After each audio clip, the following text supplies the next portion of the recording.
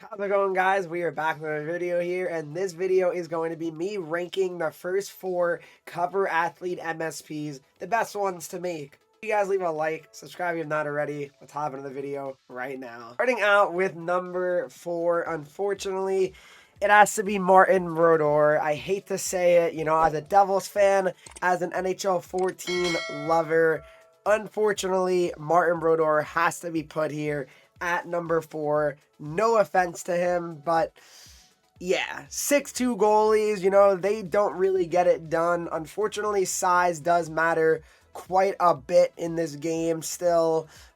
He has accelerator boost with the synergy. Synergies do not matter for goalies. Gold light work, that's a good ability, I will say, though. But it just doesn't really feel like Brodeur plays very good in Hut or ever has, unfortunately, because it just comes down to goalies that are under 6, even 3, I would say. They just don't perform well. It's the unfortunate reality of NHL video games where smaller goalies just typically can't play well. It really sucks because his stats are all pretty good. I mean, he's got 95 endurance is nice. Glove low 87. I mean, it's a pretty well-rounded 85 overall card. It just comes down to his size in the end. I mean, I keep saying it, but it just comes down to that. I mean, if you need a goalie that desperately and you feel like you've tried all options, I mean, I made a best goalies video yesterday if you guys want to check that one out. But other than that, I feel like Brodeur is certainly not the best option here. So let's move on to number 3. Number 3 has to be Austin Matthews for me, all right? So number 3, number 2 are pretty close, I would say. I wouldn't say that Matthews is, way worse than number 2, but at 6'3", 215 pounds, he's got sniper forward synergy there, giving a shot 91, 87, 93, 86. So definitely one of the better shots you can have on a centerman and a forward card right now in Hut, besides X Factor McDavid and some of those icon cards. But again, those are very, very hard to really get. He's got goal make it snappy. I do like make it snappy. I think it's a pretty solid ability. 83 face-offs is also pretty good. There really aren't many cards that have face-offs even really that high, which is crazy to say. I mean, 83 doesn't really seem too high, but it is. It is for this 85 Matthews card. Great size, great build for a centerman for sure. Matthews always plays pretty well in game as well. Yeah, I mean, I don't really have much negative to say about this card. I think it's a great card. If you're a Leafs fan especially, this has to be on your team. I mean, I'm surprised they didn't use NHL 20's cover, honestly. I thought that one was low-key better, but that's just my opinion. But I guess their idea was maybe the highlighting, very big games in terms of, like, NHL 22 is the first game on next gen. But 85 Matthews, definitely a good card. I put him at number 3. Number 2 has to be Henreek Lindros, all right? So right away you can say, well, but Henreek Lindros has worse face-offs, right? Okay, that's fair, but he's 6'4", so he's bigger. He's 240, so that already makes a pretty big difference, at least for me.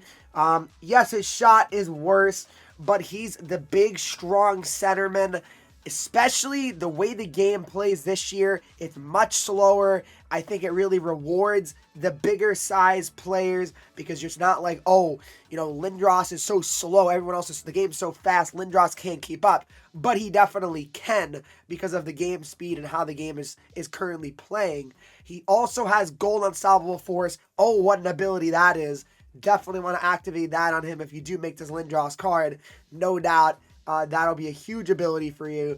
80 face-offs, like I said, not amazing, but it's not like it's like 75 or something either, right? Like it's still pretty decent, considering, again, there's not many other options really out there that are probably, as good or really better than this Lindros card. So for me, he's definitely one of the best centers you can have. He's got 90 body checking. I mean, you can just have a lot of fun with this card. Just go around crunching people. He's not going to really get hit too often, or at least not, to the point of getting knocked down for a while. So for me, number 2 is Henreek Lindros. To me, he's the best forward option from this week. I don't even know if it was really worth to even spend too much time talking about it, but Cale Makar is obviously the best card to make. If you didn't choose him from the pre-order bonus, if you got the game pre-ordered, I mean, I really don't know what to say. I mean, he's by far the best card. 6 foot, 187, 92 acceleration, 92 speed.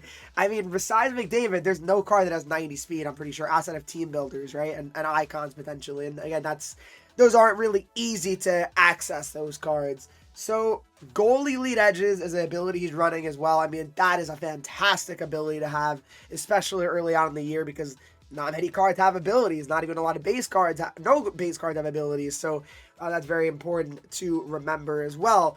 But Makar is fantastic. I have him and I've been using him, and he's for sure probably my favorite card I've used this year. He just feels that much better than everyone else on the ice, which you'd imagine, you really would.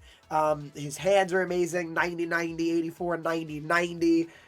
Checking, of course, is never in a good spot for Makar because, I mean, that's just who he is. He's not really a very physical D-man, but he's still a very great card nonetheless. And that is my rankings for week 1 of the Cover Athletes event. Number 4 is Brodeur, number 3 is Matthews, number 2 is Lindros, and number 1 has to be Cale Makar. Alright guys, thanks so much for watching this video. If you did enjoy it, please make sure you leave a like, subscribe if you have not already. And if you guys did enjoy it, of course, stay tuned for more videos. I'll see you guys in the next video.